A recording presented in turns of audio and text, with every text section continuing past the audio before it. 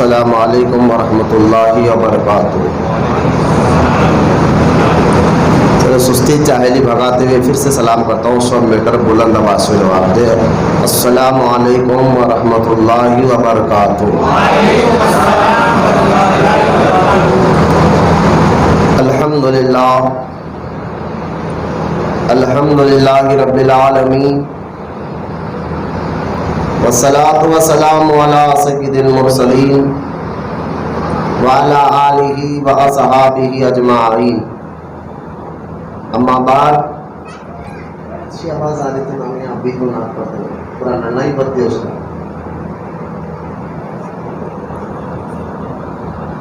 فاعوذ باللہ من الشیطان الرجیم، بسم اللہ الرحمن الرحیم۔ وَاذْكُرْ فِي الْكِتَابِ إِبْرَاهِيمَ إِنَّهُ كَانَ صِدِّيقًا نَبِيًّا۔ آمنت باللہ صدق اللہ العلی العظیم۔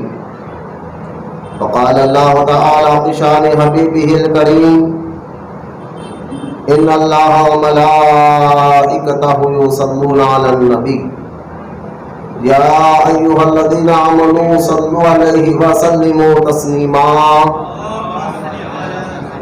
اللہم صل علی سیدنا و مولانا محمد وعلی آلہ وصحبہ افضل صلواتک وعدد معلوماتک بارک وسلم، صلاۃ و سلام علیک یا رسول اللہ صلی اللہ تعالی علیہ وسلم۔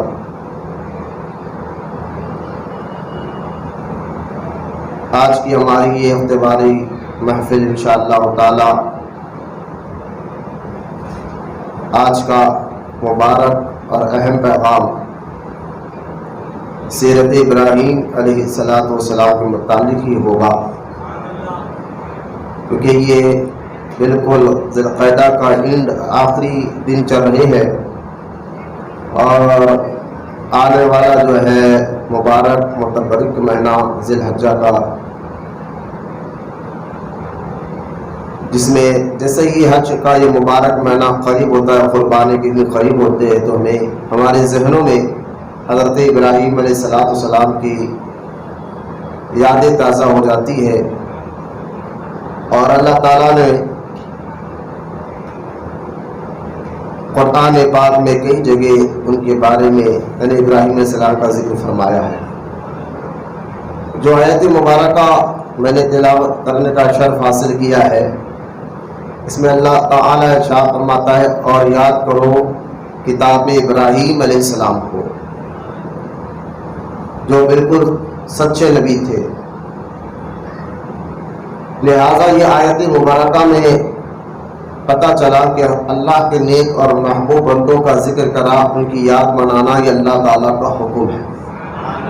یہ آیت میں ایک مسئلہ، جو لوگ کہتے ہیں عرس کیوں مناتے ہیں، فاتحہ کیوں دیتے ہو، 11ویں کیوں مناتے ہیں، چھٹی شریف کیوں کرتے ہو، غریب نواز کی کیوں یاد مناتے ہو، غوث پاک کی کیوں یاد مناتے ہو، یا اولیاء اللہ کی یاد کیوں مناتے ہو، تو اس کا یہ بہترین سا جواب ہے کہ اللہ تعالیٰ نے قرآن پاک میں جہاں نماز، روزہ، حج، زکوٰۃ کا ذکر فرمایا ہے، وہاں اللہ تعالیٰ نے قرآن میں اپنے محبوبوں کا ذکر بھی فرمایا ہے، اور بلکہ ذکر فرمایا ہے بلکہ خود اللہ پاک حکم عطا فرما رہا ہے، اور یاد کرو ابراہیم علیہ السلام کو، یعنی ان کی یاد مناؤ، ان کا چرچا کرو، ان کا ذکر کرنے کا حکم خود اللہ تعالیٰ ارشاد فرما رہا ہے۔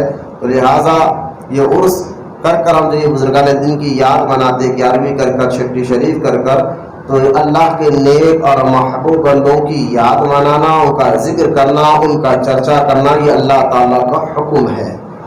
یہ آیت مبارکہ سے ہمیں معلوم ہوتا ہے ہم کس مقصد کے لیے بنائے گئے ہیں، یہ انسان کو کیوں بنایا گیا، کائنات کیوں بنائی گئی، اس کا جواب قرآن پاک میں کئی جگہ اللہ تعالیٰ نے عطا فرمایا ہے۔ کیوں بنائے گئے؟ کیا کھانے پینے، اگر کھانے پینے کے لیے بننا تھا تو ہم سے بڑا پیٹ بڑے جانوروں کا ہے، تو دنیا میں جانور ہی ہوتے۔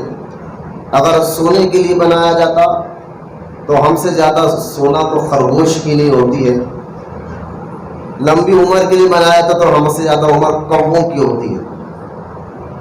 تو نہ ہمیں کھانے پینے کے لیے بنا گیا، یعنی ہمیشہ خالی کھاتے رہو جو آج ہمارا ذہن بن چکا ہے کہ کھانا پینا سونا بس اچھی زندگی کے لیے ہم نہ نماز کی پابندی ہے نہ عبادت، بل اچھی زندگی کے لیے کیا کیا ہم کر رہے ہیں۔ تو خیر اس پر میں نے کئی بار بیان کیا ہے، ہم کس لیے بنائے گئے، اس کا مقصد کیا ہے، کیوں دنیا میں اللہ تعالیٰ نے ہمیں بھیجا، کائنات کیوں بنائی، ہمیں کیوں بنایا، آپ کو کیوں بنایا، انسانوں کو کیوں بنایا، ہر وجہ بنانے کی حکمت اور اس کی وجہ ہوتی ہے۔ جیسا کہ موسیٰ علیہ السلام کے بارے میں ایک روایت میں آتا ہے، حضرت موسیٰ علیہ السلام نے دیوار پر ایک چپکلی کو دیکھ کر کہا تھا یا اللہ اس کو تو نے کیوں بنایا؟ تو اللہ تعالیٰ نے فرمایا موسیٰ ایک بار چپکلی نہیں ہم سے کہا تھا موسیٰ کو کیوں بنایا؟ مطلب یہ کہ اللہ تعالیٰ یہ بتانا چاہتا ہے کہ ہم نے کائنات میں جو چیزیں بنائی وہ کس مقصد کے لیے تحت بنائے، کچھ جو ہے وجہ سے بنائی ہے، یوں ہی نہیں بنایا گیا۔ اگر یوں ہی بنایا جاتا، بھئی ہم بھی آپ غور کریں، اپنے گھر سے نکلتے کوئی وجہ سے نکلتے، کوئی مقصد سے نکلتے، بلا وجہ بلا مقصد سے ہم اپنے گھر سے باہر نہیں نکلا کرتے۔ تو کائنات کو بنانے کی وجہ، انسانوں کو بنانے کی وجہ خود اللہ تعالیٰ نے اپنے قرآن پاک میں اس کا جواب عطا فرما دیا کہ ہم نے جنات اور انسان کو اپنی عبادت کے لیے بنایا ہے۔ تو لہذا جب یہ بات ہمیں سمجھ گئے کہ اللہ تعالیٰ کی عبادت کے لیے ہمیں بنایا گیا ہے، بعض لوگ سمجھتے ہیں کہ اللہ کی عبادت صرف نماز ہے، نماز پڑھ لو تو بندہ سمجھتا ہے کہ بس ہم اللہ کی عبادت ادا کر رہے ہیں۔ بعض لوگ سمجھتے ہیں پھر اللہ کا ذکر کرتے بیٹھنا تصویر لے کر یہی اللہ کی عبادت ہے۔ ایسا نہیں، نماز بھی اللہ کی عبادت ہے، روزہ بھی ہے، حج بھی ہے، زکوٰۃ بھی ہے، لیکن یاد رکھیں حلال روٹی کمانا بھی اللہ کی عبادت ہے، محنت کرنا بھی اللہ کی عبادت ہے، جائز اور نیک کام میں ماں باپ کی خدمت کرنا یہ بھی اللہ کی عبادت ہے۔ اگر آپ شادی شدہ ہوں تو محنت کر کر حلال ذریعے سے اپنے بیوی بچوں کا پیٹ پالنا بھی اللہ کی عبادت ہے۔ تو صرف اللہ کی عبادت نماز کی حد تک ہی نہ سمجھے، جو آج ہمارا حال ہو گیا کہ ہم صرف مسجد کے مسلمان نظر آتے ہیں، مسجد کے اندر آئے تو سر پہ ٹوپی اور پیچھے موڑے ہوئے نظر آتے ہیں، پھر باہر نکلے تو مارکیٹ میں وہی اس کی ٹوپی اس کے سر، اس کی ٹوپی اس کے سر والے کام نہ کرے، کیونکہ یہ شخص جو ہے مسجد میں ہو یا گھر میں ہو یا بازار میں ہو، اب اللہ کی یاد جس کے دل میں ہوگی، یعنی اللہ کے بتائے طریقے پہ جو چل رہا ہوگا وہ اللہ کی عبادت کر رہا ہے۔ تو کئی مثالیں میں احادیث سے بھی ذکر کروں کہ میرا یہ موضوع یہ ٹاپک نہیں ہے، بس سمجھانا ہی چاہتا ہوں کہ اللہ تعالیٰ نے ہمیں بنایا اس لیے ہے کہ اس کی عبادت کی جائے۔ تو جب تک ایک پریکٹیکل ہمیں سامنے دیکھیے، سائنسدان جو ہے نا دوائی بناتے، تھیوری بناتے، پھر اس کا استعمال بھی کر کے دیکھتے اس کا اثر کتنا ہے۔ تو یہ لازم بات ہے کہ جب تک ایک پریکٹیکل سامنے نہ ہو، ہم اس پر اس کو سمجھنا یا اس پہ عمل کرنا تھوڑا ہمارے لیے مشکل ہوتی ہے، پریشانی ہوتی ہے۔ لہذا کہ ہم کو جب اللہ تعالیٰ نے اس کی عبادت کے لیے بنایا ہے تو کچھ چیز تو ہونا چاہیے سمجھنے کے لیے ہمارے، کہ کس طرح اس کی عبادت کرے، کس طرح اس کو راضی رکھے۔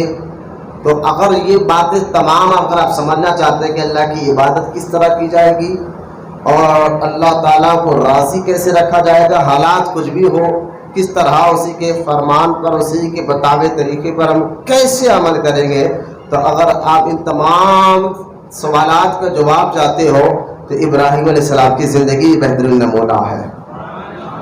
ابراہیم علیہ السلام کی زندگی کو دیکھیں آپ کہ اللہ کی رضا پر راضی کیسے رہنا ہے یہ آپ بتاتے ہیں، یعنی جان دینی پڑی تو جان دے کر بتایا، آگ میں کود کر بتایا، مال دینا پڑا تو سارا مال اللہ کی راہ میں دینے کے لیے تیار ہو گئے، بیوی بچوں کو ایک جگہ حکم ہوتا ہے کہ ابراہیم فلاں جگہ چھوڑ کر آ جاؤ، تو آپ نے بغیر یعنی تردد کیے بغیر جو ہے اتنے گھنے جنگل میں جہاں جھاڑ بھی نہیں، بس کعبے کا نشان ہے، دور دور تک پہاڑ ہی پہاڑ ہے، وہاں پر اپنے بیوی بچوں کو چڑھنے کا اللہ حکم عطا فرمایا، پھر بچہ دودھ پیتا بچہ، پھر ایک تنہا عورت، لیکن ابراہیم علیہ السلام نے بغیر تردد بغیر شک کے فوراً اپنے بیوی اور بچے کو وہاں چھوڑ کر آ گیا۔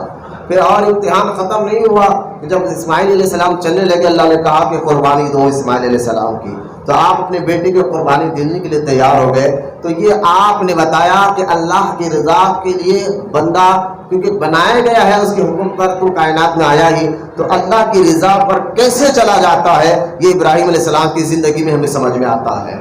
یعنی ابراہیم علیہ السلام کی زندگی کا ایک نچوڑ و مختصر سے طور پر میں نے آپ کے سامنے رکھ دیا کہ حج کے مہینے، قربانی کے مہینے جو ان کی یاد ہے ان کے، کیونکہ خود اللہ کے رسول علیہ السلام نے فرمایا، جب پوچھا گیا کہ قربانی کیا ہے تو سرکار مدینہ علیہ السلام نے خود فرمایا تمہارے باپ ابراہیم علیہ السلام کی سنت مبارکہ ہے۔ تو لہٰذا یہ اگر حج کے معاملات دیکھیں، قربانی کے معاملات دیکھیں، ان کی یادیں ہیں، یہ ساری چیزیں مختصر طور پر میں نے آپ کو بتا دیا کہ ابراہیم علیہ السلام کی زندگی کو سمجھنے سے اللہ تعالیٰ کی رضا ہمیں سمجھ میں آتی ہے، کس طرح اس کی بندگی کی جاتی ہے یہ بھی ہمیں سمجھ میں آتا ہے۔ اس کو سمجھنے کے بعد میں سمجھتا ہوں کافی آپ کے ذہنوں میں یہ بات سمجھ میں آ گئی، اور اس کو سمجھنے کے بعد آگے بڑھتے ہیں کہ حضرت ابراہیم علیہ السلام، دیکھیں اس کے ہماری جو نفسانیات بندے کی، انسان کی، ہمارے اندر جو عادتیں ہیں، اس کو اردو میں جو ہے نفسانیات بھی کہتے ہیں، یعنی ہماری مزاج، ہماری عادتیں، بہت سے انسان، ہم انسانوں کے اندر ایک عادت بہت سی ہے، تو ماہر نفسیات جو انسانوں کو پڑھنے والے، انسانوں کو سمجھنے والے کہ اس کو کیا پسند ہے کیا پسند نہیں ہے، تو ماہر نفسیات نے یہ بات بتائی ہے کہ انسان میں بہت سی ایسی عادتیں ہیں، اس میں سے ایک عادت یہ ہے کہ انسان کسی کی اداؤں کو فوراً ایکسیپٹ کرتا ہے، جس کی مزاج میں اس کی طرح سامنے والے کی اداؤں سے مراد اس کی عادتوں کو، اس کی مزاج کو، اس کی حرکتوں کو، اس کے لباس کو، اس کے چلنے کو، اس کے بیٹھنے کو، اس کے اٹھنے کو، یہ غور کرتا ہے، جب اس کو وہ پسند آتی ہے تو فوراً اس کو اپنے اندر ایکسیپٹ کر لیتا ہے، یہ ایسا لباس پہننا چاہیے، ایسا چلنا چاہیے، ایسی بات کرنا چاہیے، یہ مزاج میں رکھا گیا انسانوں کو۔ بات سمجھے آپ، ہماری مزاج میں یہ فطرت رکھی گئی ہے، یہ مزاج رکھا گیا ہے کہ ہم سامنے والے کی عادتوں کو فوراً ایکسیپٹ کر لیتے ہیں، اس کی مزاج کو، اس کے اخلاق کو۔ تو اسی لیے تو کہا گیا نا حدیث مبارکہ میں کہ اچھوں کی صحبت میں بیٹھا کرو۔ کیوں کہا گیا؟ کیونکہ تمہارے مزاج میں یہ چیز ہے بابا کہ اگر تم اچھوں کی صحبت میں بیٹھو گے تو اس کا اثر تمہارے مزاج میں آئے گا، تمہاری عادتوں میں آئے گا، تمہارے اخلاق میں آئے گا۔ بروں کی صحبت میں بیٹھو گے تو برا اثر تمہارے مزاج میں آئے گا۔ کیوں؟ جیسا کہ آپ دیکھیں، گلاب جس مٹی کے پاس اگتا ہے تو اس مٹی میں بھی خوشبو آ جاتی ہے، حالانکہ وہ مٹی سے خوشبو نہیں آتی، لیکن جہاں گلاب کا پودا لگا ہوتا ہے وہاں پر جو ہے اس مٹی سے خوشبو آنا شروع ہو جاتی ہے، اور جب وہ خوشبو آنا شروع ہو جاتی ہے تو ہم حیران ہو جاتے ہیں کہ مٹی میں تو خوشبو نہیں آتی عموماً، یہ خوشبو کہاں سے آئے؟ تو مٹی بھی یہ جواب دیتے ہوئے نظر آئے گی، یہ خوشبو میری نہیں ہے، میں چند دن گلاب کے ساتھ رہا ہوں تو گلاب کا اثر میرے اندر آ گیا ہے۔ صحبت کا اثر ہوتا ہے، بتانے کا مقصد یہ ہے صحبت کا اثر مزاجوں میں آتا ہے، اخلاق میں آتا ہے، ہماری عادتوں میں آتا ہے، تو لہٰذا صحبت کا اثر جب ہم یہ بات مانتے ہیں، اسی طرح میں آپ کو سمجھانا چاہتا ہوں، جس طرح صحبت کا اثر، بری صحبت میں ہم بڑا بھائی چھوٹے بھائی کو بیٹھنے نہیں دیتا، خود بھی نہ بیٹھتا ہے، تو اچھوں کی صحبت اور بروں کی صحبت کی یہ اثر ہمارے اندر آتا ہے۔ تو یہی تو میں آپ کو سمجھانا چاہ رہا ہوں کہ انسان کی مزاج میں یہ مالکہ اور یہ مزاج میں یہ فطرت، یہ عادت رکھی گئی ہے، وہ سامنے والے کی عادتوں کو بہت زیادہ ایکسیپٹ کرتا ہے، ان کے مزاج کو اپنانے کی پوری کوشش کرتا ہے۔ تو اب مجھے بتائیے، بات سمجھنے کے بعد، جو چیز جو بناتا ہے، جو بنانے والا جو چیز کو بناتا ہے، اس کے بارے میں اس سے بہتر کوئی اور نہیں جان سکتا۔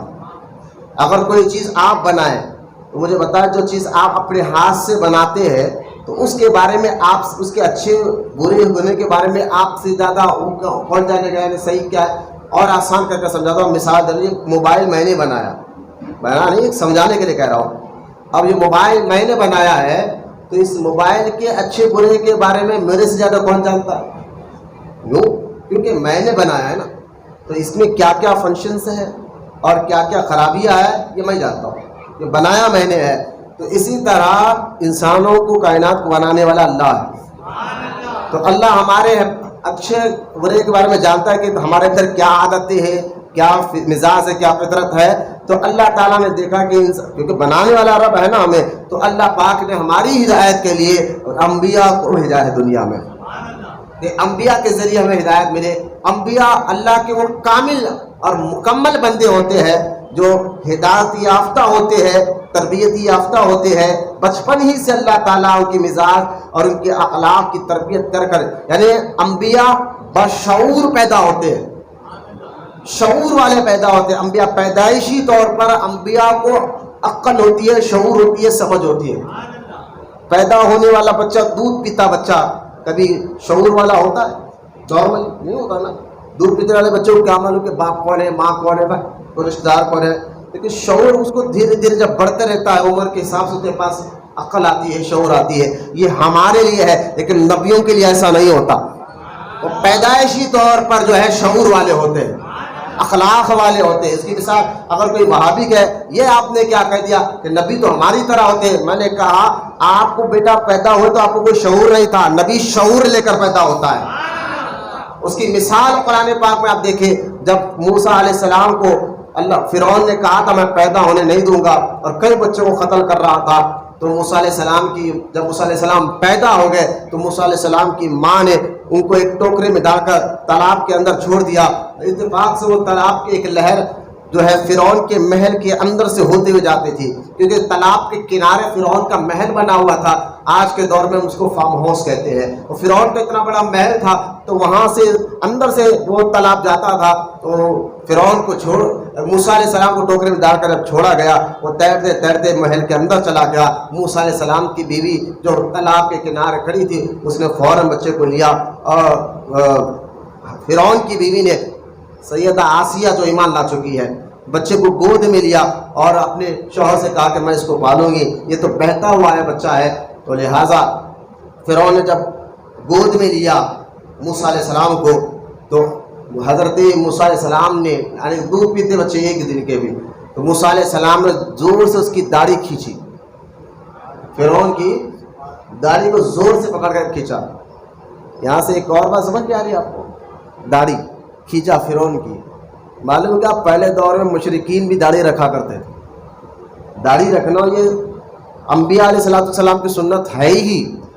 آپ دیکھیں حضور کے دور مبارک میں مشرکوں کے چہرے پر بھی داڑھی رہا کرتی تھی, ایک مٹھ داڑھی, اس کی نہیں فیشر ایک نہیں. تو داڑھی رکھنا یہ تو شروع سے برسوں سے چلتے ہوئے آ رہا ہے.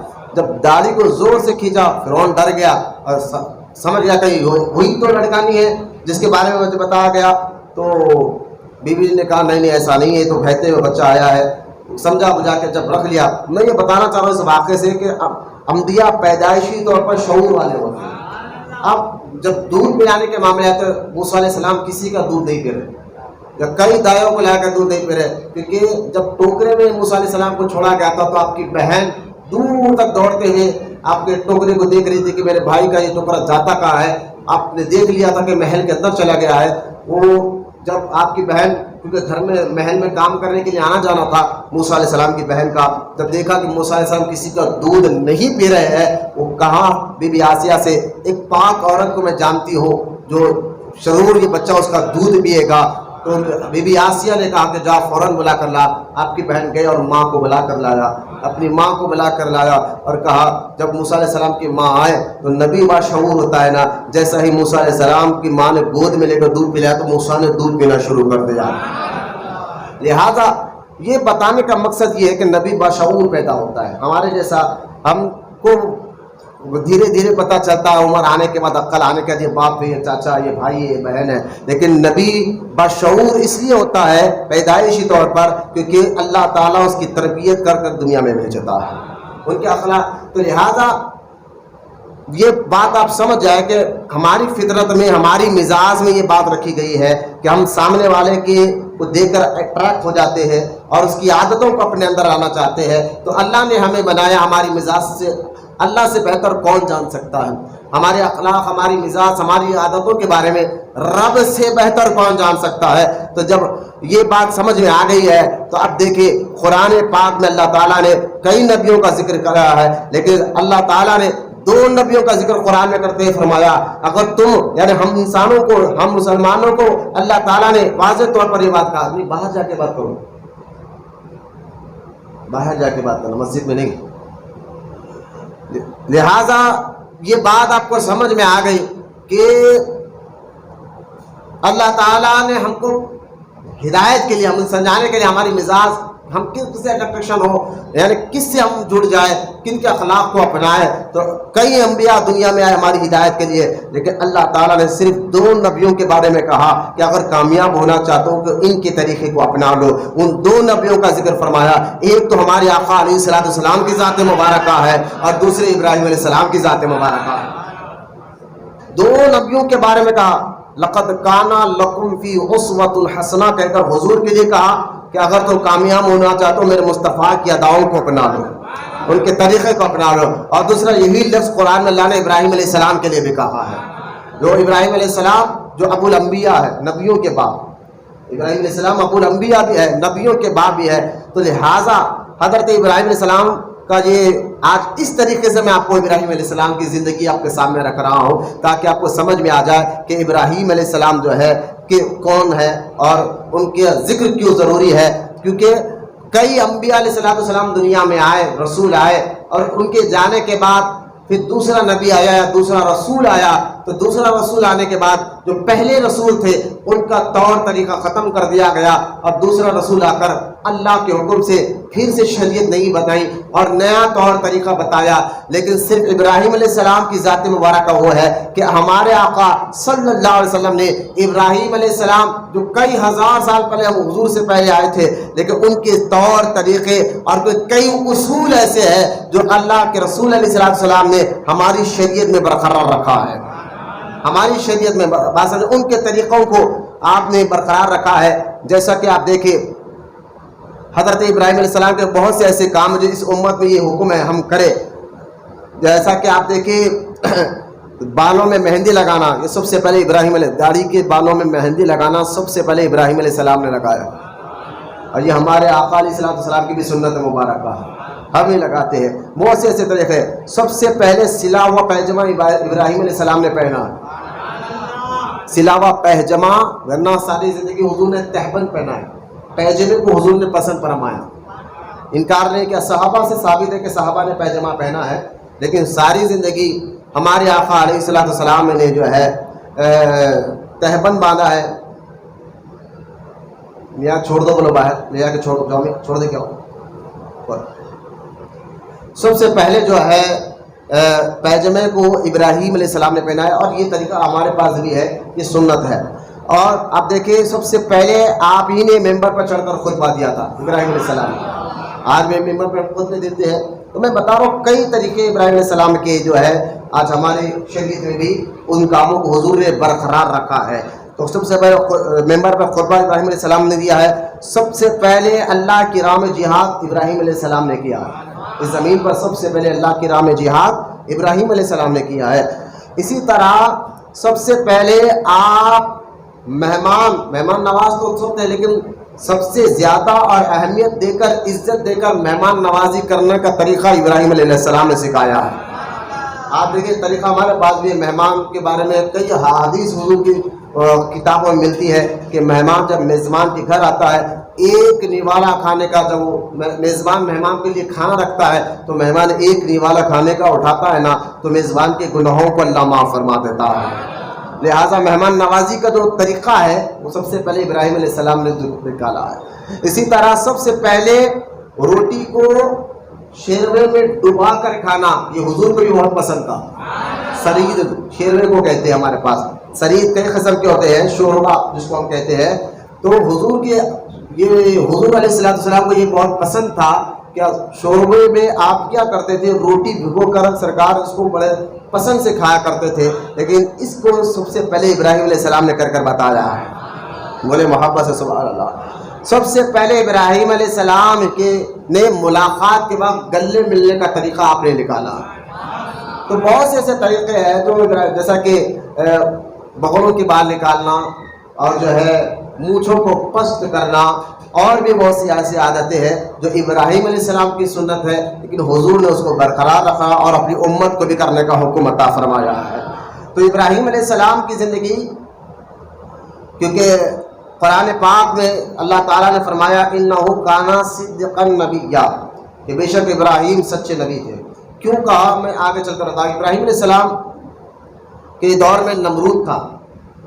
نمرود، اور میں پھر ایک بات بتا دوں کہ 4 بادشاہ اس زمین پر ایسے گزرے ہیں جن کو سارے دنیا پر بادشاہت دی گئی تھی. ساری دنیا پر، جیسا کہ ہندوستان میں ہر ایک ملک کا الگ الگ وزیر ہوتا ہے، بادشاہ ہوتا ہے، لیکن 4 ایسے بادشاہ تھے پوری دنیا پہ ان کی حکومت تھی. 2 ان میں مومن تھے اور 2 کافر تھے. جو 2 مومن تھے، ایک تو سلیمان علیہ السلام، حضرت سیدنا سلیمان علیہ السلام اللہ کے نبی اور رسول، جن کو اللہ تعالیٰ نے بادشاہت عطا فرمائے تھے پوری کائنات پر.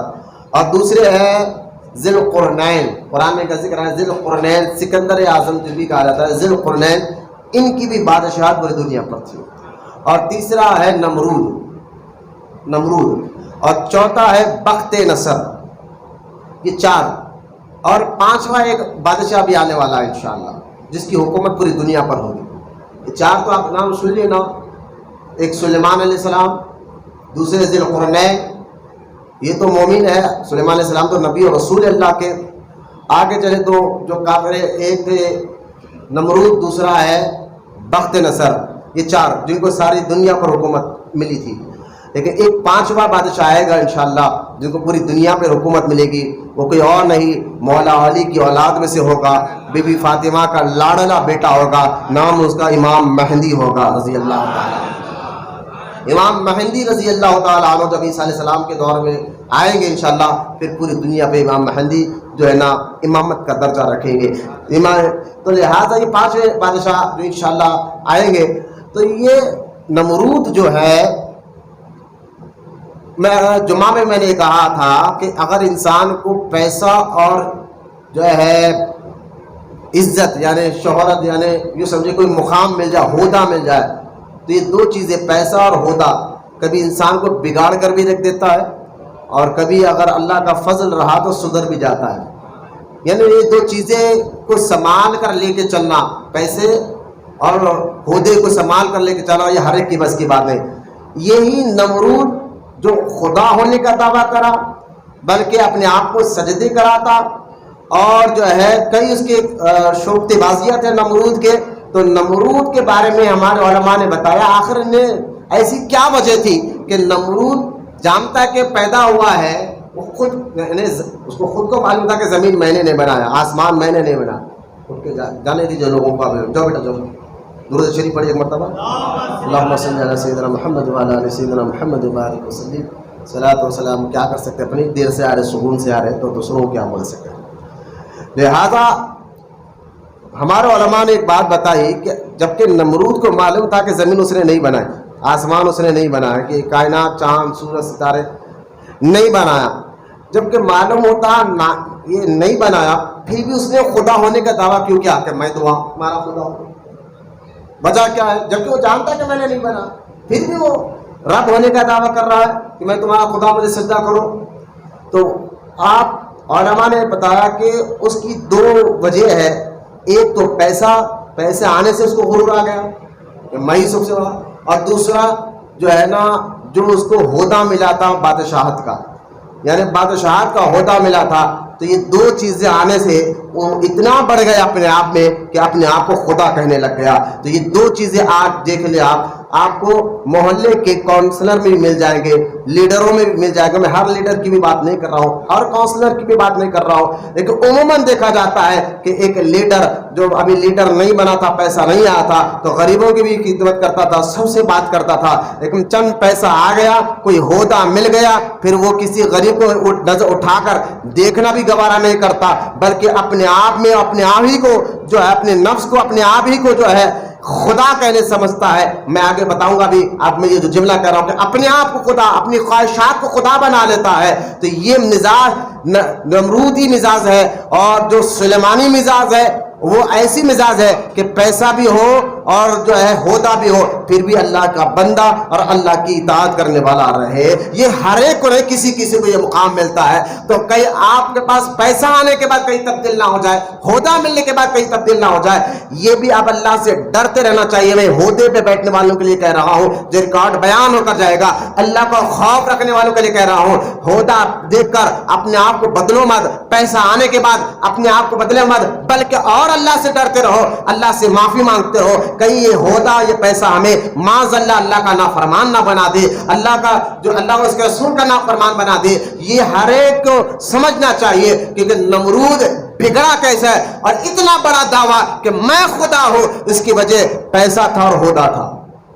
اللہ اس کو ہمیں سمجھنے کی توفیق عطا فرمائے۔ تب اس لاجک کو بھی آپ سمجھے کہ نمرود خدا ہونے کا دعویٰ کیوں کرا، جبکہ وہ جانتا ہے کہ زمین اس نے نہیں بنایا، وہ جانتا ہے کہ آسمان کو اس نے نہیں بنایا، وہ جانتا ہے چاند سورج کو اس نے نہیں بنا، پھر بھی خدا ہونے کا دعویٰ کیوں کرا؟ تو پیسے کی وجہ سے، وہ شہرت اور دولت کی وجہ سے جو ہے نا یہ معاملہ ہوتا ہے۔ یہ بات آپ سمجھے، ہمیں اللہ ہمیں سمجھنے کی توفیق عطا فرمائے، ہمیں یہ ان باتوں کو سمجھ کر عمل کرنے کی توفیق عطا فرمائے۔ یہ کہ نمرود جو ہے اس کو اتنا بڑا یہ حرکت اس کے کرنے کی وجہ میں نے آپ کو بتا دیا۔ ابراہیم علیہ السلام کو کیونکہ نمرود چاہتا تھا کہ ابراہیم علیہ السلام نہ پیدا، کیونکہ خود خدا ہونے کا دعویٰ، میں نے بھی جو جملہ کہا نا کہ اپنے خواہشات کو خدا بنا لینا، تو تصوف میں جب بزرگوں سے پوچھا گیا کہ خدا کون ہے، غور سے سنیں، اللہ کی عبادت آپ بھی کہتے ہیں نا، ذرا غور سے سنیں آپ، خدا کون ہے؟ تو بزرگان دین نے فرمایا کہ تم پہلے تو اپنے آپ اپنے خواہشات کو خدا بنانا چھوڑو، اپنے خواہشات کو خدا بنانا چھوڑو۔ تو ان لوگوں نے کہا حضور ہم سمجھے نہیں کہ ہم اپنی خواہش کو خدا بنا دیے، ہم سمجھے نہیں۔ تو آپ بزرگان دین نے فرمایا پہلے خدا کا معنی سمجھا تم نے، رب کا معنی اللہ کا معنی سمجھا آپ نے؟ کہا نہیں حضور آپ بتا دیں۔ تو بزرگان دین فرماتے ہیں خدا وہ جس کی سنی جائے، بولے محبت سے سبحان اللہ، خدا وہ جس کی سنی جائے، جس کی مانی جائے، جس کے آگے سر کو بھی جھکایا جائے اور دل کو بھی جھکایا جائے۔ خدا کا معنی سمجھ رہے؟ خدا وہ جس کی سنی جائے، جس کی مانی جائے اور جس کے آگے سر کو بھی جھکایا جائے، دل کو جھکایا جائے۔ یہ ہے صحیح معنی میں مومن اور توحید کا ماننے والا، رب کا معنی۔ لیکن جو خدا کی نہ مانے اور اپنے خواہش کی مانے، اپنے آپ کی مانے، میں جو میں سوچ رہا ہوں وہ کر دوں، اللہ کہہ رہا ہے کہ یہ مت کر، خواہش کرے یہ کر، اللہ کہہ رہا ہے، رسول کہہ رہے داڑھی رکھ، خواہش کرے، کہیں کا بھی داڑھی رکھتا بہت سال ہے، کاٹ دے داڑھی۔ تو یہ اپنی خواہش کو خدا بنانا ہے، کیونکہ رب کو نہیں، خدا کو اگر خدا مانتے آپ تو خدا کے کہنے پر چلتے، لیکن آپ اپنے نفس کے اپنے خواہش کے کہنے پر، خدا کہتا ہے شراب نہ پی، لیکن نفس کہتا ہے پی، کون دیکھنے والا ہے، کون بولنے والا ہے؟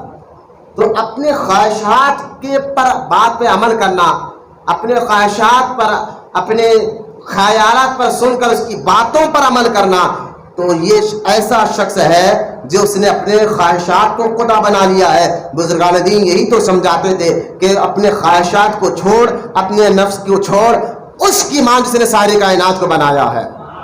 اس کی پریکٹیکل کیا ہے کہ کیسا مانا جائے؟ تو ابراہیم علیہ السلام کی زندگی کو دیکھو لو، آپ نوجوان تھے، آپ کا اللہ کا حکم ہوا آگ میں گرنے کو، آپ گر کر بتایا۔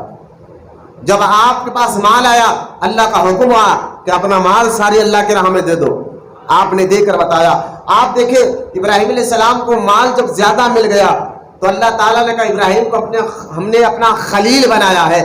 فرشتوں نے اللہ سے عرض کیا یا اللہ یہ خلیل کیسے؟ خلیل کا معنی ہے گہرے دوست کے، یہ خلیل کیسے بن گئے آپ کے؟ اللہ تعالیٰ نے فرمایا کہ تم ہی جا کے دیکھ لو، آزمائش کر لو۔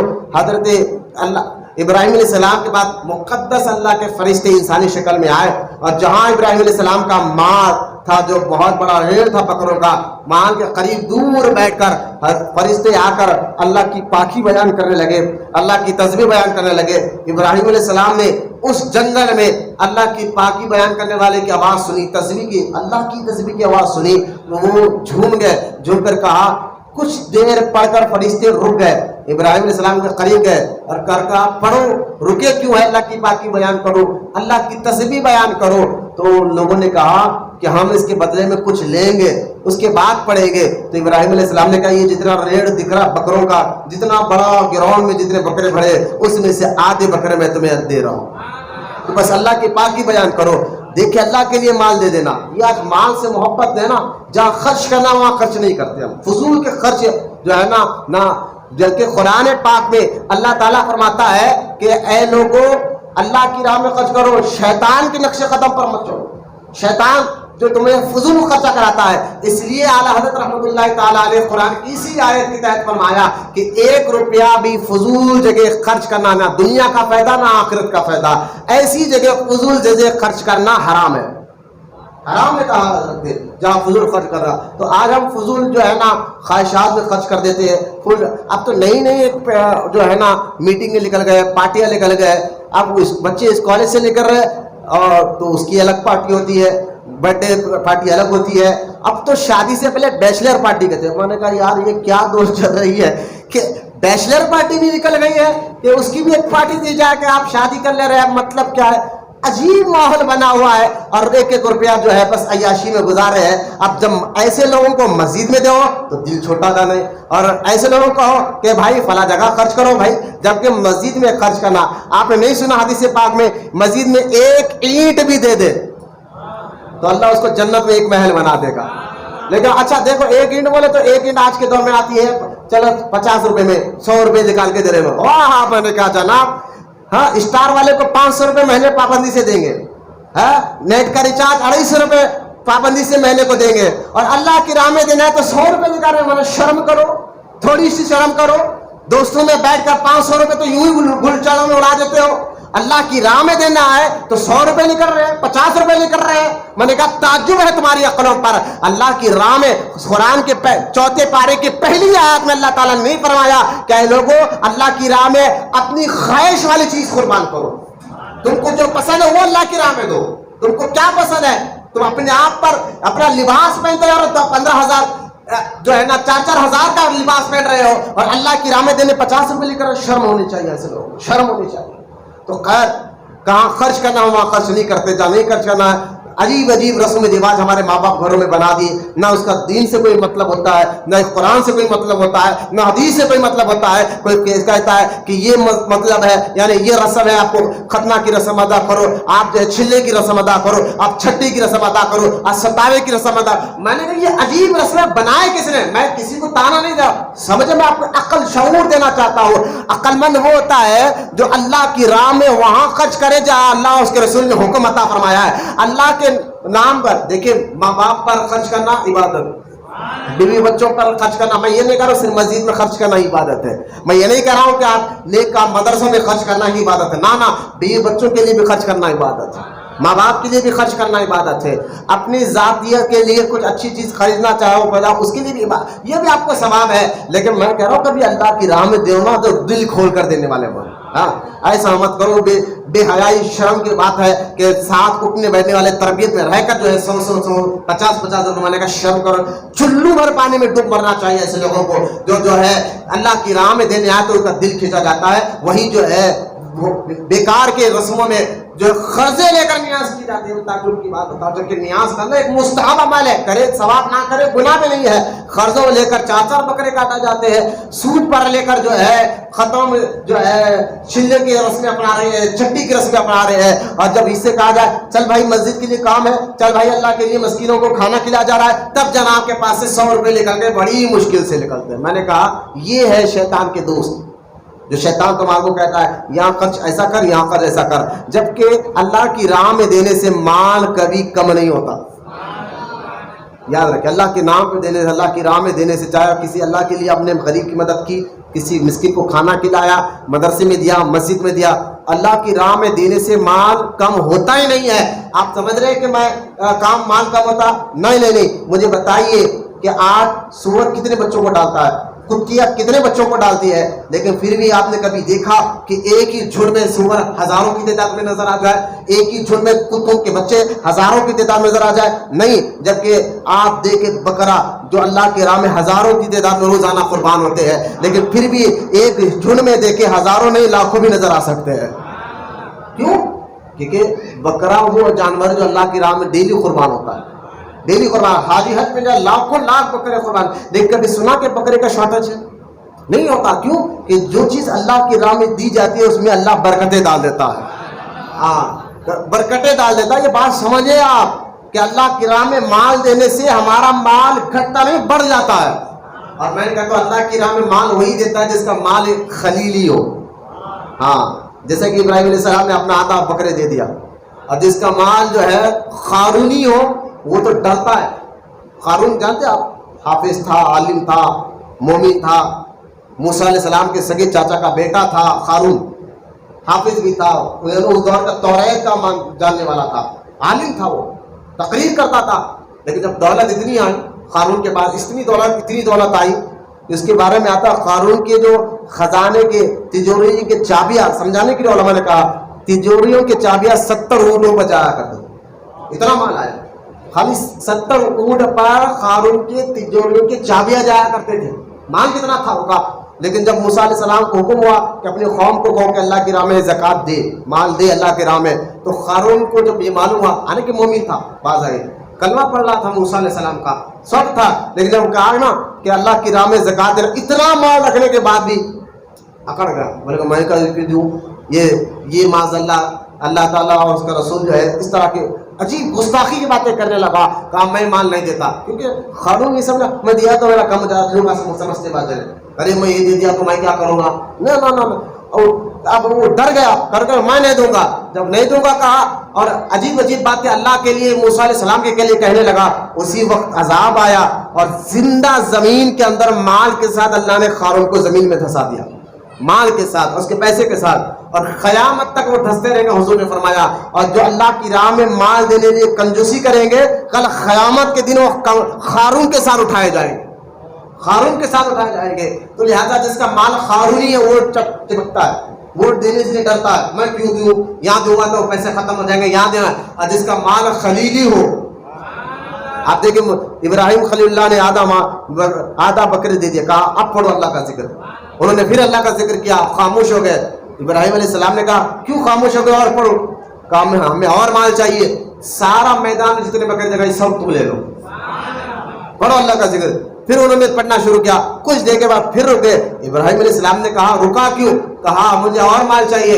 اور ابراہیم سارا مال تو اپنے اب دے دیا، اور کیا دے سکتے ہو ہمیں. تو ابراہیم علیہ السلام نے کہا ان جانوروں کی دیکھ بھال کرنے والا بھی تو ہونا چاہیے نا، وہ میں بن جاتا ہوں، لیکن میرے رب کا ذکر کرو، میرے رب کا ذکر کرو. تب فرشتوں نے کہا کہ اے ابراہیم ہم جو انسان نہیں، ہم اللہ کے مقدس فرشتے ہیں، بس آپ کا امتحان لینے آئے تھے کہ آپ کو اللہ نے خلیل بنایا ہے تو کس لیے بنایا ہے، تو جو اللہ کے راہ میں ہر چیز قربان کرنے کے لیے تیار ہو جائے. بولے نا سبحان اللہ. حالات کچھ نہ تھا، کیسے ابراہیم علیہ السلام کے دور میں حالات نہیں تھے کہ آپ کو جوانی میں آپ نمرود نے آپ کے آگ میں ڈالا گیا، آپ کرنے کے لیے تیار ہے.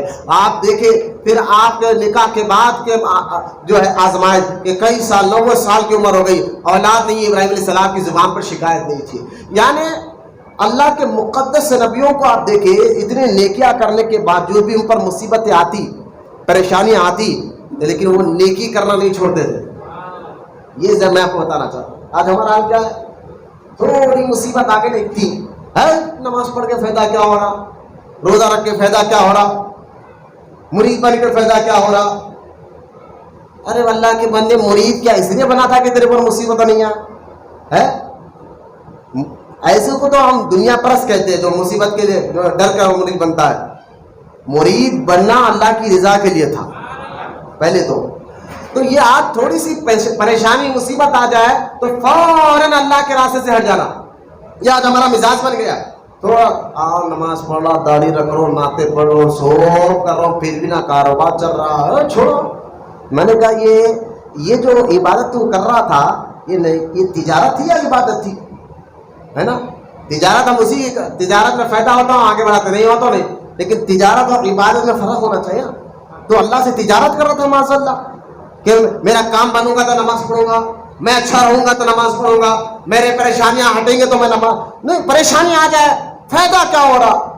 میں کہتا ہوں پریشانیوں کو دیکھ کر نیکی کا کام نہیں چھوڑنا چاہیے. یہ ابراہیم علیہ السلام کی زندگی سے ہمیں سبق ملتا ہے. حالات کچھ بھی اللہ کے راستے سے ہٹنا نہیں چاہیے. آپ دیکھیں حضرت 22ویں خواجہ رحمۃ اللہ تعالی علیہ نے ایک بڑی پیاری بات اس کو سمجھایا ہے کہ حالات کو دیکھ کر نیکی کا کام نہیں چھوڑنا چاہیے. حالات کچھ بھی ہو، کیا فائدہ ہو رہا تقریر کر کر، کیا ہو رہا مسجد میں 10 بجے آ کے بیٹھ جا رہا ہوں، لوگ 11 بجے. بھائی آیا کس لیے؟ اللہ کے لیے نا، تو بیٹھ جا، تیرا کام ہے. اب لوگ آنا نہیں جانا تو لوگوں کو دیکھ کر تھوڑا ہی تقریر کرنا ہے تجھے. لہٰذا یہ ساری باتیں میں بتا فائدہ کیا. تو 22ویں خواجہ نے ایک بڑی واقعہ سنا کر کہا کہ حالات کو بھی ہو، نیکی کا کام مت چھوڑو، تم کرتے رہو. جیسا کہ آپ دیکھیں کہ بھائی سے خاطہ فرماتے ہیں کہ ایک بزرگ تھے جو خانقاہ میں 2 ٹائم غریبوں کو کھانا کھلاتے تھے، 2 ٹائم خانقاہ میں غریبوں کو کھانا کھلاتے تھے صبح شام، اور ہزاروں کی تعداد میں لوگ کھانا کھانے آیا کرتے تھے خانقاہ میں۔ تو اس بزرگ کی ایک بیٹی تھی، نابینا تھی، بیٹی نابینا تھی، تو اس بیٹی کو ایک خادمہ جو ہے خانقاہ کے باہر پردے کی آڑ میں اس کو کھلاتی تھی، یعنی چھوٹی بچی تھی تو اس کو کھیلنے کودنے کے لیے جب وہ کھیلتی کودتی تو خادمہ اس کی نگرانی کرتے رہتے، اور اس چھوٹی سی لڑکی کے دونوں کان میں سونے کے بالیاں تو اس دور کے سونے کے جو موتی تھے۔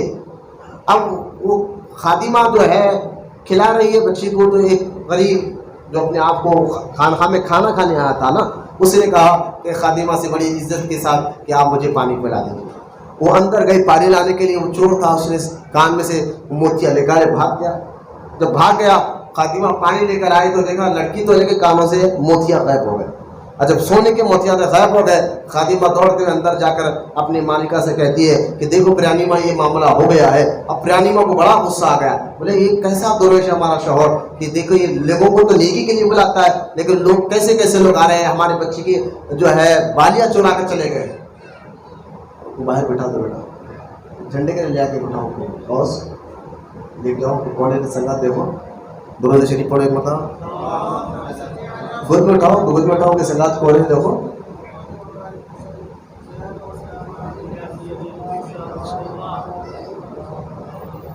دیکھو نبی کونے دیکھے ذرا بول دیکھو، اور ایک بار درود شریف پڑھیے، اللہم صلی علی سیدنا مولانا محمد معدن الجود والکرم وعلی آلہ وبارک وسلم، صلاۃ و سلام علیک یا رسول اللہ صلی اللہ تعالیٰ علیہ وسلم۔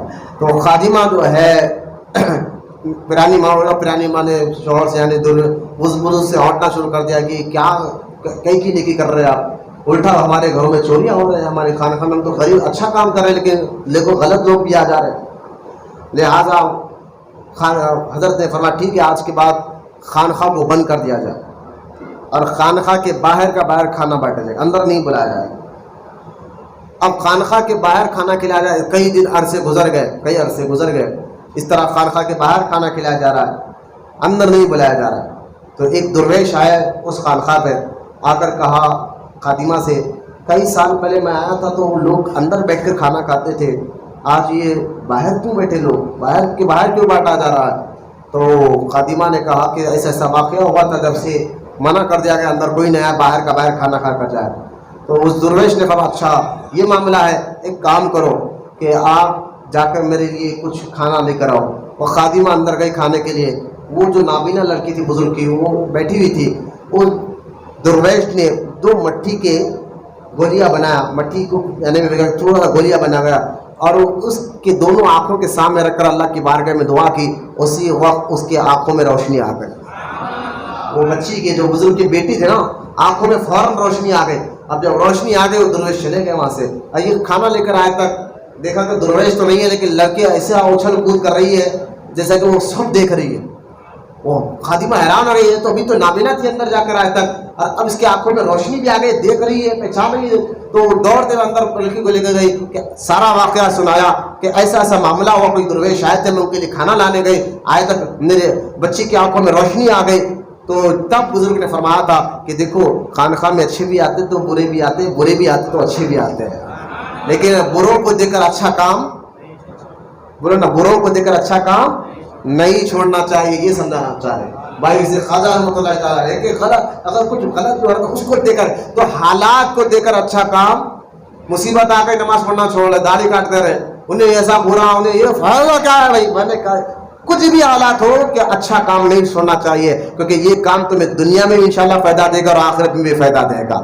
لہٰذا ابراہیم علیہ السلام کی زندگی میں ہمیں یہی سب سے زیادہ سبق ملتا ہے کہ اللہ کی راہ میں آپ نے جو قربانیاں دی ہے، یہ قربانیاں آپ اس کو یاد رکھیں، اس کو سمجھیں، اس سے جو سبق مل رہا ہے اس سیرت ابراہیم علیہ السلام کی زندگی میں، خود اللہ کے رسول علیہ السلام نے فرمایا کہ ان کی زندگی کو پڑھو سمجھو کہ کس طرح ابراہیم علیہ السلام نے اللہ کی راہ میں قربانیاں دی، یہاں تک کہ جب نمرود کے دربار میں آپ کو لایا گیا کہ آپ بتوں کے بارے میں شکایت کر آپ کو پکڑ کر لایا گیا، تو نمرود نے کہا کہ آپ کا خدا کون ہے؟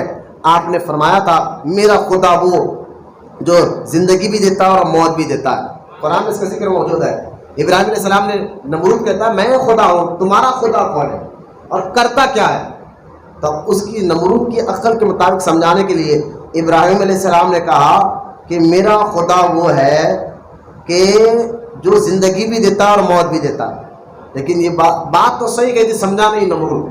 وہ قید خانے سے دو قیدیوں کو بلایا, ایک کو مار دیا دوسرے کو آزاد کر دیا, کہا یہ کام تو میں بھی کرتا ہوں, میں بھی معاذ اللہ خدا ہوں, میں بھی یہ کام کرتا ہوں, دیکھو ایک کو مار دیا ایک کو زندہ چھوڑ دیا, یہ کام میں بھی کرتا ہوں. ابراہیم علیہ السلام سمجھ گئے یہ سمجھانے میں کیا چاہتا ہو. پھر آپ نے فرمایا کہ خدا وہ ہے جو سورج نکالتا ہے مشرق سے, ڈباتا ہے مغرب میں. ادھر کا مشرق, یہ قبلہ جو ہے اس کو مغرب کہتے ہیں, تو جہاں سے سورج نکلتا ہے اس کو مشرق کہتے ہیں. تو ابراہیم علیہ السلام نے فرمایا کہ خدا وہ ہے جو سورج نکالتا ہے مشرق سے, ڈباتا ہے مغرب میں. اگر تو خدا ہے تو مغرب سے سورج نکال اور مشرق میں ڈبا کر بتا. بات سمجھے؟ ڈبا. لیکن اگر چلے نکال نہیں سکتا, وہ نکالتا بھی کیسے؟ لیکن اگر نکال دیتا تو ابراہیم علیہ السلام کی دلیل پر معاذ اللہ کیا اس کو خدا مانا جاتا؟ نکال تو نہیں سکتا, اگر نکال دیتا تو ہے. لیکن وہی سورج کو ہمارے آقا نے نکال کر بتایا ہے. سبحان اللہ. ڈوب چکا تھا سورج, لیکن پھر بھی کہا سرکار, قرآن اس لیے کہتا ہے کہ یہ نبی تمہاری طرح بشر ہے. اللہ قرآن میں کیا کہتا ہے؟ یہ نبی تمہاری طرح بشر ہے. بشر اس لیے کہا کہیں اس واقعے کو دیکھ کر نبی کو خدا نہ سمجھ جائے. عیسیٰ علیہ السلام کے چند معجزوں کو دیکھ کر لوگ کہتے ہیں قرآن میں اللہ نے نبی کو بشر کہا, قرآن میں اللہ تعالیٰ نے نبی کو بشر کہا. آپ دیکھیں اللہ نے بلکہ کہا قل محبوب تو کہہ دے میں تمہاری طرح بشر ہوں. اللہ نے کیا کہا؟ قل محبوب تو کہے کہ میں تمہاری طرح بشر ہوں. اللہ نے نہیں کہا تو کہے. لہذا کیوں کہا؟ ارے بھائی عیسیٰ علیہ السلام کے چند معجزات کو دیکھ کر عیسائیوں نے کو خدا یا خدا کا بیٹا مان لیا, چند معجزوں کو دیکھ کر. اور میرے آقا کے تو بڑے بڑے معجزے ہیں, اور ایسے معجزے کہ حضرت علی رضی اللہ تعالیٰ عنہ کے لیے ڈوبا ہوا سورج سرکار نے پلٹایا. وہ مشہور احادیث جو ہے موجود ہے, روایت میں آتا ہے ایک جنگ کے موقع پر حضرت مولا کائنات علی مرتضیٰ رضی اللہ تعالیٰ عنہ نماز ابھی پڑھے نہیں تھے. حضرت علی عصر کی نماز پڑھے نہیں تھے, کچھ کام سے گئے تھے. سرکار عصر کی نماز ادا کر چکے تھے اور آئے, اور آ کر سیدھا حضرت علی کو کہا علی بیٹھ جاؤ. آپ بیٹھ گئے. سرکار آپ کی جو ہے شان مبارک میں سر رکھ کر لیٹ گئے, یعنی گود مبارک میں سر لے کر لیٹ گئے. یہاں میں ایک سوال آپ سے کرنا چاہتا ہوں, چاہتے تو حضور سوال کر سکتے علی کیا تم نے نماز پڑھی ہے نا, یہ سوال حضور نے کیا نہیں. اور حضرت علی بھی کہہ سکتے تو حضور ٹائم قریب آ گیا, آپ کہہ رہے ہیں بیٹھو میں تمہاری گود میں لیٹنا چاہتا ہوں, تھوڑا وقت دیجیے حضور میں نماز پڑھ کر آتا ہوں. ایسا حضرت علی نے بھی نہیں کہا. غور کریں, حضرت علی نے بھی نہیں کہا. کسی نے کہا عالم ارواح میں مولا کائنات سے ہاتھ جوڑ کر آپ نے کیوں نہیں کہا نماز قضا ہو سکتی ہے. لیکن یہ جو عشق ہے نا, یہ آداب جو ہے نا, یہ اس کو بار بار موقع نہیں ملتا اس کا. لہٰذا یہ پیر کی ایک مرید, سچا مرید ہی جان سکتا ہے پیر کی محبت میں اس بات کو. لہٰذا مولا کائنات علی مرتضیٰ رضی اللہ تعالیٰ عنہ کی گود میں سرکار لیٹ کر سو گئے کچھ دیر, اور سورج ڈوب گیا.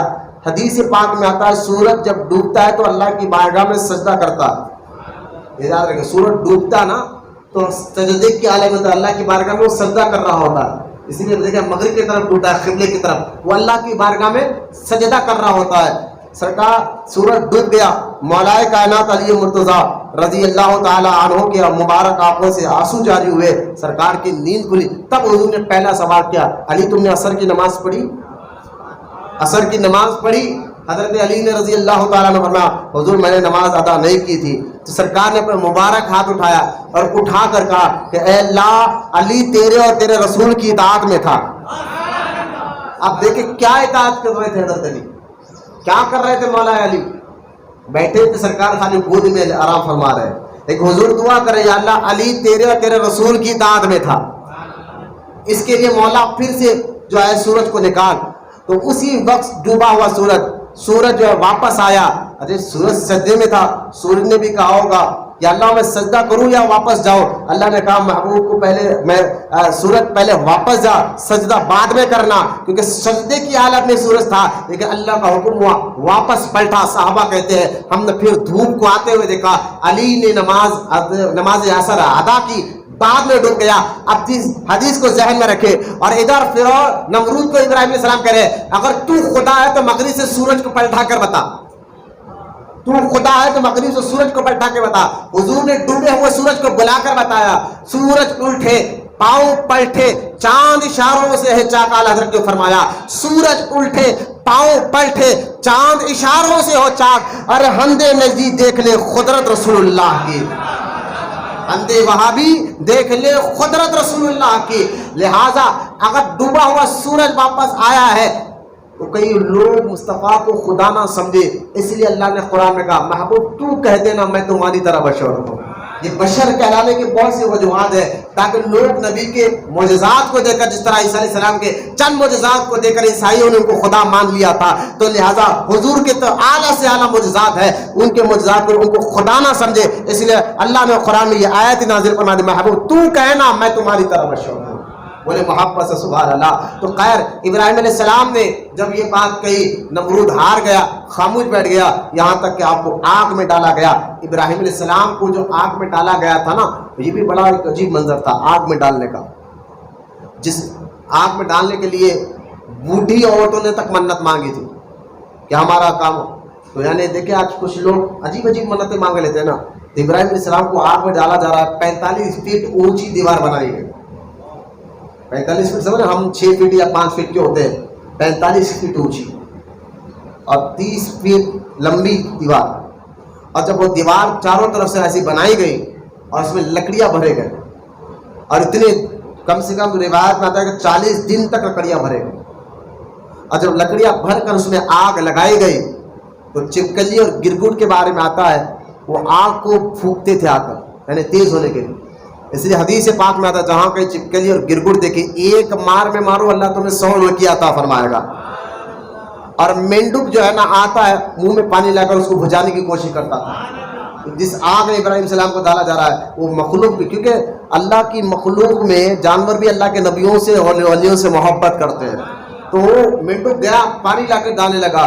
اس لیے حدیث پاک میں آتا ہے سرکار نے کہا مینڈک کو دیکھو تو مارو مت, مینڈک کو دیکھو تو مارو مت. بلکہ سیدنا نوح علیہ السلام کہتے ہیں میں نے ایک مینڈک کو دیکھا جو اللہ کا ذکر کر رہا تھا. میں نے کہا کہ تو کب سے اللہ کا ذکر کر رہا ہے؟ تو مینڈک کو اللہ نے بولنے کی طاقت عطا فرمائی. اس نے کہا اے اللہ کے نبی میں 70 سال سے اللہ کا ذکر کر رہا ہوں.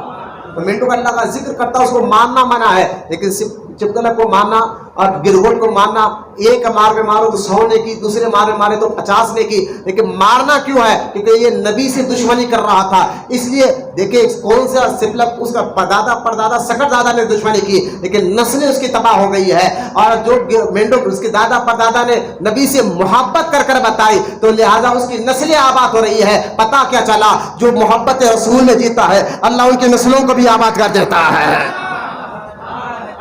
محبت رسول, ادب رسول ایک ایسی چیز ہے تمہاری نسلوں میں اللہ برکت عطا فرمائے گا. کہ ایک مینڈک صرف محبت کرایا نبی سے تو اللہ نے اس کو مارنے منع فرما دیا, اس کو مارنا, اس کو تکلیف پہنچانا منع کر دیا. یہ پاک جانور اگر پانی میں بھی نظر آئے تو اس پانی سے تم طہارت لے سکتے ہو, پانی میں بھی نظر آئے, اور بات شرط ہے کہ اس پر کچرا نہ ہو, کیچڑ لگا ہوا نہ ہو. بات مینڈک جو ہے نا کیچڑوں میں سے جا کر پانی میں کودتے تو وہ پانی ناپاک کیوں ہوا؟ اس مینڈک کے بدن میں کیچڑ لگنے کی وجہ سے. ورنہ اگر مینڈک صاف ستھرا ہو اور پانی میں نظر آئے تو اس پانی سے آپ طہارت لے سکتے ہیں, وضو کر سکتے ہیں. تو مجھے بتائے وہ پانی میں اگر چپکلی گر جائے, سپلک گر جائے یا گرگٹ نظر آئے, آپ وہ پانی سے آنے کے کیچڑ نہیں تھا گر جائے, اس سے آپ طہارت نہیں لے سکتے. کیونکہ جو جانور نبی سے محبت کرتا ہے اس کو بھی اللہ نے پاک کر دیا ہے, اور جو جانور نبی سے دشمنی کرتا ہے ان کی نسلوں کو اللہ نے ناپاک کر دیا ہے. تو لہٰذا آپ اللہ کا شکر ادا کریں کہ آپ مومن ہیں, اور آپ مومن ہونے کی پہچان کیا ہے؟ کہ آپ کے دل میں عاشق محبت رسول ہے اور آپ عاشق رسول ہیں. الحمدللہ.